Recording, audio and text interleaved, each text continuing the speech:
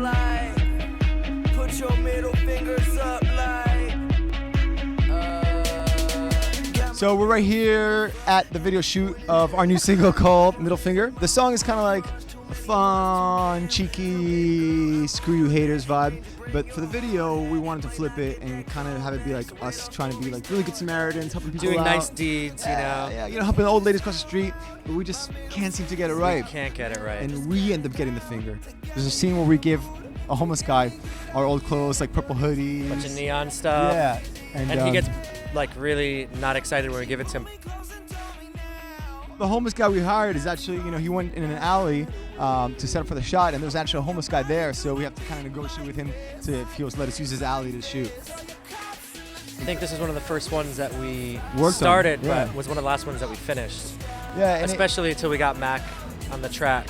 And it's about kind of getting the vibe right, like kind of seeing like what's the song gonna be about, like and just tweaking it to make sure that the energy was cool.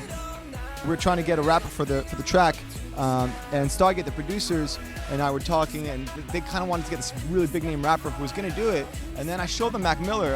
Been a big fan of Mac Miller for a while. I showed them some of the videos online, and they just fell in love, and we just worked it out. And I met up with him in the studio, and he just wrote the rhymes in the studio and just killed it. I think Mac Miller fits in perfectly for this song and this video. It's just like he's kind of like fun and like kind of tongue-in-cheek also, but like he's also, he's like a dude you'd like want to sit down, play video games with, eat some pizza, but like also just talk about life, talk about girls, get real. He's like a kid you went to summer camp with. He's on tour right now, so he's gonna film his parts from the road and kind of do some video trickery.